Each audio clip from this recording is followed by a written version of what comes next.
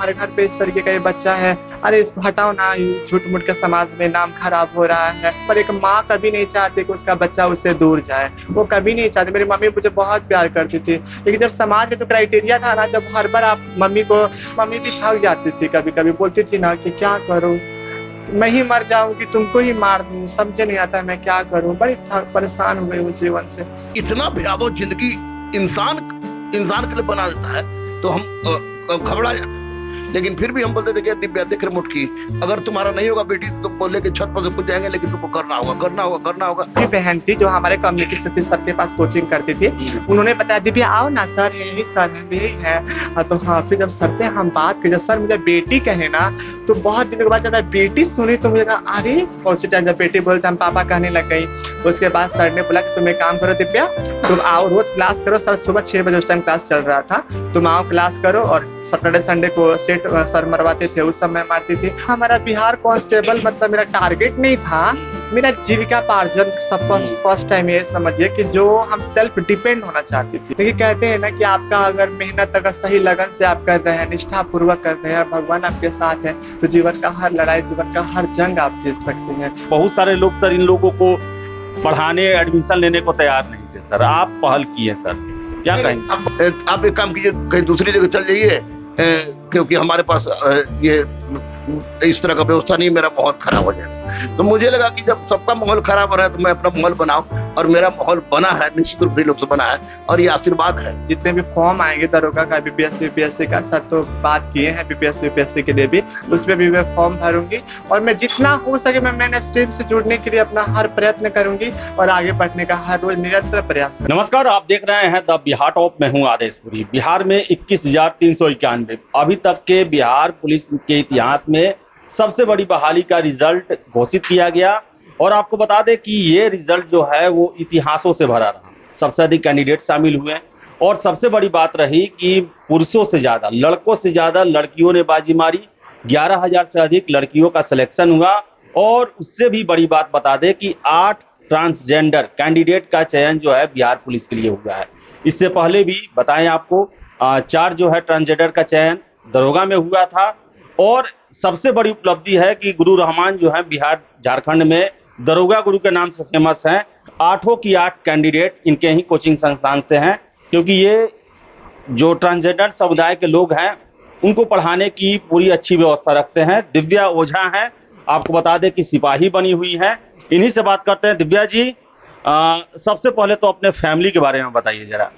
जी हाँ, मेरा नाम दिव्या ओझा है, मैं गोपालगंज की रहने वाली हूँ। सबसे पहले तो अपने गुरु जी को कोटि कोटि आभार व्यक्त करती हूँ, और अपने बिहार के मुख्यमंत्री नीतीश कुमार को कोटि कोटि आभार व्यक्त करती हूँ, और अपने इंद्रेश सर प्रतीक सर को कोटि कोटि आभार व्यक्त करती हूँ। सर घर का तो सब ठीक ही था, मम्मी पापा सब कोई हैं, और मेरे दीदी लोग भी हैं। और फर्स्ट टाइम तो आप जानते हैं सर, हमारे लिए थोड़ा सा संघर्ष का जीवन होता है, लोग जल्दी समझते नहीं सब चीज़ों को कि आखिर में हम हैं क्या, और हमारे जीवन को किस तरीके से निर्वाहन करना है। तो घर में थोड़ा सा मम्मी तो इस चीज़ को थोड़ा बहुत समझती थी, वो सोचती, देखिए आप वो समझे ना समझे, पर एक माँ कभी नहीं चाहती कि उसका बच्चा उससे दूर जाए, वो कभी नहीं चाहती। मेरी मम्मी मुझे बहुत प्यार करती थी, लेकिन जब समाज का जो क्राइटेरिया था ना, जब हर बार आप मम्मी को आप कहते हैं ना कि ट्वीट करना, बार बार घर के ट्वीट करना कि तुम्हारे घर पे इस तरीके का ये बच्चा है, अरे इसको हटाओ ना, ये झूठ मूठ के समाज में नाम खराब हो रहा है, मतलब इतना ट्वीट ना कि मेरी मम्मी भी थक जाती थी, कभी कभी बोलती थी ना कि क्या करूं, मैं ही मर जाऊंगी, तुमको ही मार दूं, समझ नहीं आता मैं क्या करूं। बड़ी परेशान हो गई हूँ जीवन से। तो मैं बोली कि सच में क्या करूं। मैं भगवान से रोज कहती, ही भगवान क्यों ऐसा करते हो प्रभु, सी योर ऑपरेशन एंड सी माई, इतनी छोटी सी उम्र में आप इतना दर्द दे रहे हो मुझे। फिर भी मैं कुछ दिनों तक रुकी, उसके बाद मैं सोची नहीं, ऐसे जीवन मेरा नहीं कटेगा। और फिर मैं वहाँ से निकल के पटना में आई, और पटना में आने के बाद मुझे गुरुजी मिले, और फिर गुरुजी के बाद मिलने के बाद मैंने स्टडी चालू करी, और मुझे 21,391 में मैं बिहार कांस्टेबल में चयनित हुई। अच्छा, रिजल्ट आया उसके बाद घर वालों का क्या रिएक्शन है? घर वालों का रिएक्शन तो सर अच्छा है, मम्मी पापा सबका रिएक्शन, जितने भी हमारे मतलब हमारे रिलेशन में जो भी लोग हैं सब लोग का अभी तो बहुत ही अच्छा है। अच्छा, ये टारगेट और आगे का क्या है? सिपाही तो चलिए सबसे नीचा पायदान है, क्या इससे ऊपर क्या टारगेट है? सर हमारा बिहार कांस्टेबल मतलब मेरा टारगेट नहीं था, मेरा जीविकापार्जन सब फर्स्ट टाइम ये समझिए कि जो हम सेल्फ डिपेंड होना चाहती थी, सेल्फ डिपेंड नहीं था कि मैं एक ही बार दरोगा बन के और डीएम बन के सेल्फ डिपेंड, मैं किसी चीज में घुसना चाहती ताकि मैं सेल्फ डिपेंड हो सकूं, खुद के पैसों से अपना पेट भर सकूं।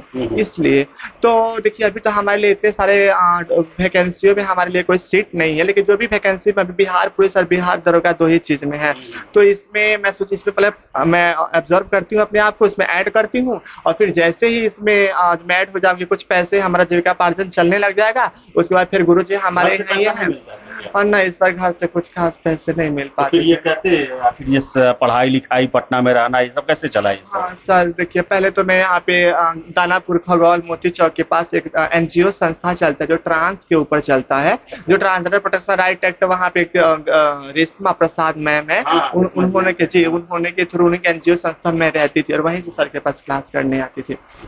और आपको बता दूं कि हमारे बिहार में इतने अच्छे हमारे मुख्यमंत्री जी ने काम किया है कि हमारे लिए इतने सारे अधिकार बनाए, ट्रांसजेंडर प्रोटेक्शन राइट एक्ट बनाया, सोशल जस्टिस ऑफ मिनिस्ट्री का बोर्ड बनाए, हमारे लिए उन्होंने बहुत ही अच्छा कार्य किया और फिर जाके हम चयनित हुए हैं बिहार कांस्टेबल।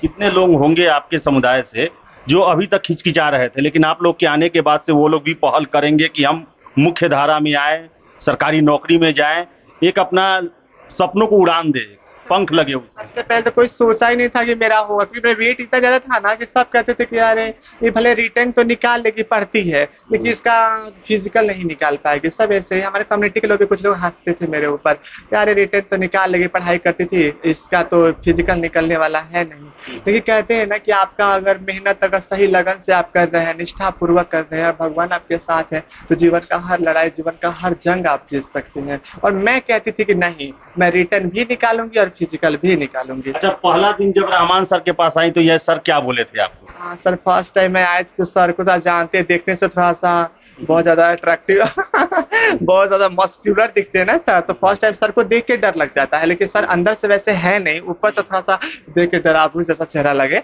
तो मैं आई तो ऐसा लगा, मैं वहीं पे खड़ी थी। फिर जो हमारे एक और भी बहन थी जो हमारे कम्युनिटी से सर के पास कोचिंग करती थी, उन्होंने बताया दिव्या आओ ना सर, यही सर है, यही है। तो हाँ, फिर जब सर से हम बात की, जब सर मुझे बेटी कहे ना, तो बहुत दिनों के बाद जब मैं बेटी सुनी तो मुझे कहा अरे मैं बेटी बन गई।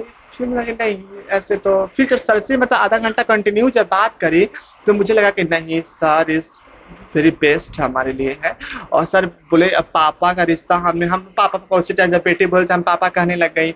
उसके बाद सर ने बोला कि तुम एक काम करो दिव्या, तुम आओ रोज क्लास करो। सर सुबह 6 बजे उस टाइम क्लास चल रहा था, तुम आओ क्लास करो। और सैटरडे संडे को सेट सर मरवाते थे, उस समय मारती थी। और इतना सारा सेट मुझे दिए, इतना सारा मतलब बुक दिए, पेन दिए, कॉपी दिए, आने जाने का भाड़ा दिए। सोचिए इस पटना में जिसका कोई सहारा नहीं, मम्मी पापा कोई नहीं, उनको कोई इंसान इतना करता हो तो हमारे लिए भगवान से कम नहीं है। दरोगा बहाली आ रहा है, उसमें डालना है फॉर्म जी 1806 जो आ रहा है, लेकिन सर अभी पता नहीं, अभी जब अगर आ गया तो फॉर्म नहीं भर पा, क्योंकि मेरा बीएससी अभी सेकेंड ईयर में, थर्ड ईयर में 26 से कंप्लीट होगा। तो अगर लेट से आया तब तो भर दूंगी, अगर जल्दी अभी आने वाला ही है तब तो नहीं भर पाऊंगी। लेकिन कोई बात नहीं, मैं अपना ग्रेजुएशन कंप्लीट करूंगी, करने के बाद से मैं बिहार दरोगा में भी फॉर्म भरूंगी। क्योंकि मेरा ना वेट के कारण थोड़ा सा इशू इस बार हुआ था, लेकिन मैंने उसको करी। और हमारे इंद्रेश सर, प्रतीक सर का भी बहुत सारा योगदान रहा, उन्होंने मुझे बहुत ही गाइडलाइंस में दौड़ाया। दोनों टाइम बहुत मेहनत कराते थे, बहुत दौड़ाते थे मुझे। मैं कभी कभी पीछे हो जाती थी तो लड़की लोग को भेज के और मुझे खिंचवाते थे, तो उनका भी बहुत सारा योगदान रहा। और फिर मेरा वेट लॉस भी हो गया और मैं बिहार कांस्टेबल फिजिकल में क्वालिफाई कर ली। चलिए, आपको बहुत बहुत शुभकामनाएं। और सर से बात करते हैं। सर, 20,000 आप रिजल्ट दिए हैं अभी तक, सिपाही दरोगा, डीएसपी, यूपीएससी सब में दिए हुए हैं। 8 रिजल्ट आया, क्या कहेंगे इस पर, क्या कहेंगे इसका रिएक्शन? देखिए आदेश, ये तो इस बार का जो सिपाही का रिजल्ट था, अनगिनत रिजल्ट था। इतना अभी तक हमको 2300 गमछा मिल गया है। मैंने शर्त रखा था कि आप लोग पान और भगवा गमछा हमको देंगे, तो 2300 हमको मिल गया है। सैटरडे को और मिल जाएगा। लेकिन उस सारे रिजल्ट से ये 8 रिजल्ट हमको अद्भुत लग रहा है, क्योंकि इसका मैंने दिव्या ओझा का कष्ट मैंने देखा था, रुद्र सोनी का कष्ट मैंने देखा था, अनमोल का कष्ट मैंने देखा था, करण का मैंने कष्ट देखा था, परी का मैंने कष्ट देखा था, गायत्री का कष्ट देखा था, विजय का कष्ट देखा था। तो मुझे लगता था कि अगर ये इतना भयावह जिंदगी, कभी कभी हम सोचते थे कि इतना भयावह जिंदगी इंसान के लिए बना देता है, तो हम घबरा जाते थे। लेकिन फिर भी हम बोलते थे कि दिव्या देख रिमोट की, अगर तुम्हारा नहीं होगा बेटी तो तुमको लेके छत पर से कूद जाएंगे, लेकिन तुमको करना होगा करना होगा करना होगा। आप खोदते रहते कि तो बोल अब रोती थी, हम तो बजरंगबली सामने है तो मैं इसके माथा पर लिखता था कि तू सिपाही है और तू कर सकती है और तू करेगी।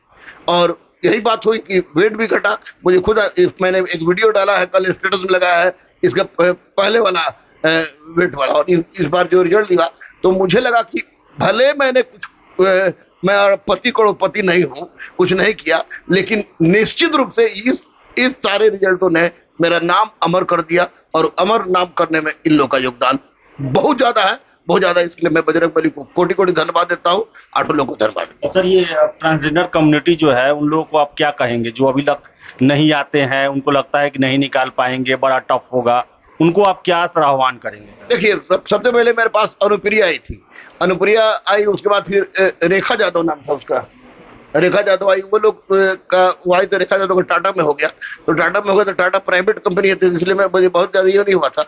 लेकिन मैं यही कहूंगा कि देखिए रिजल्ट मधु कश्यप का हुआ, रोनी झा का हुआ, बंटी कुमार का सब इंस्पेक्टर में हुआ, दिव्या का आप लोगों ने रिजल्ट देखा, ऑटो रिजल्ट देखा, तो आप लोग बेझिझक कॉपी कलम किताब पढ़ना लिखना सब कुछ हम फ्री में देंगे, आप लोग घबराइए मत। याद रखिए दुनिया सफल हो जाने के बाद पूछती है।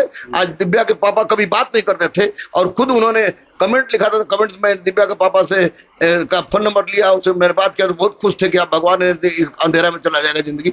तो आप कुछ नहीं है, ट्रांसजेंडर ट्रांसमेन है, ये डिजीज है, इस डिजीज से घबराने की आवश्यकता नहीं। आइए मेरे पास, मेरा दर खुला है, खुला ही रहेगा, और जब तक जीवित रहेंगे मैं इन लोगों का काम करूंगा। सर एक और चीज है सर, रिजल्ट में सर लड़कियों का ज्यादा है, लड़कों का कम है। लड़का बड़ा लोग कुछ लोग उदास है, मायूस है सर, कि लग रहा है बिहार पुलिस आगे आने वाला समय में महिलाओं का ही समर्पित हो जाएगा, रीढ़ का हड्डी जो है महिला ही बन जाएंगी।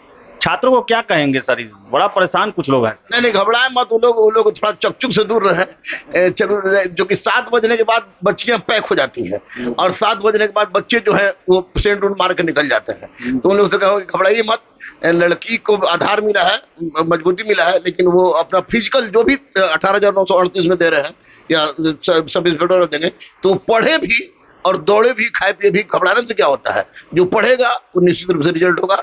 लड़कियां मील की पत्थर थी, हैं और रहेंगी, इसीलिए हम लोग भारत को भारत माँ कहते हैं, भारत बाप नहीं कहते हैं। सर एक और बड़ा ही अजीब चीज पता चला कि बहुत सारे लोग सर इन लोगों को पढ़ाने, एडमिशन लेने को तैयार नहीं थे सर, आप पहल किए सर, क्या कहेंगे? आपको पता चला कि जैसे बेटी लोग आई तो लोग बोले कि हम लोग गए थे, तो दिव्या को तो 2 दिन कोचिंग का मैं नाम नहीं लूंगा, ना दिव्या से कहूंगा नाम लेने के लिए। 2 बड़े बड़े कोचिंग है, संस्थान है, अपने आप को दावा करते हैं कि हम फलाना है। उन लोगों ने 2 दिन तक तो इसको कुछ नहीं किया जब डेमो क्लास था, लेकिन जब आई कार्ड चेक होने लगा तो आई कार्ड चेक होने पर ये बोली कि सर हमारे पास तो पैसा नहीं है, हम ट्रांस कम्युनिटी से है। तो उन लोगों को लगा कि जैसे कोई कोरोना वायरस हो। इन लोग बोला कि आप एक काम कीजिए, कहीं दूसरी जगह चल जाइए, क्योंकि हमारे पास ये इस तरह का व्यवस्था नहीं, मेरा माहौल खराब हो जाएगा। तो मुझे लगा कि जब सबका माहौल खराब हो रहा है तो मैं अपना माहौल बनाऊं, और मेरा माहौल बना है, निश्चित रूप से लोग से बना है, और ये आशीर्वाद है। आशीर्वाद निश्चित रूप से ये आपको भोलेनाथ का आशीर्वाद है, बजरंगबली का आशीर्वाद है, और ये हमारे लिए बहुत बड़ी उपलब्धि है। चलिए दिव्या, अंतिम प्रश्न है, जीवन का सपना क्या है आपका? कुछ सपना आप सोची होंगी कि हम कुछ भी अगर अचीवमेंट होगा तो हमको ये करना है, क्या है वो आपका?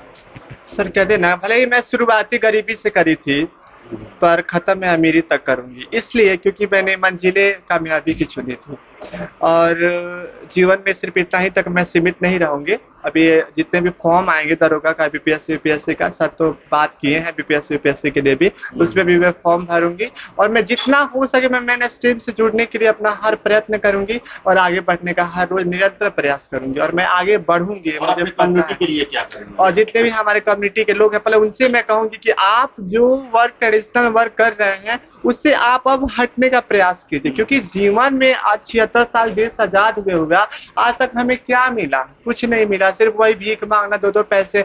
हमें पता है कि उन्हें भी शर्म लगता होगा, एक अच्छा इंसान किसी के आगे हाथ फैलाना, ये कितना दर्द की चीजें होती है। तो हम आपसे यही कहेंगे, आप जब स्टडी से जुड़ेंगे, पढ़ाई से जुड़ेंगे, तो फिर आपका मन ऐसे भी रहेगा नहीं अब वो न छोड़ देते हैं, है ना। आप प्रोफेशनल लाइफ से जुड़ेंगे तो आपको चीजें करने का इच्छा नहीं करेगा। तो ठीक है, मैं समझ सकती हूँ कि आपके घर का सपोर्ट नहीं हो सकता, पढ़ाई नहीं कर पाते होगे, बुक नहीं ला पाते होगे, लेकिन कम से कम यहाँ पे तो रहमान सर के पास हर चीज फ्री ऑफ कॉस्ट है ना, आप यहाँ पे आके तो कर सकते हैं।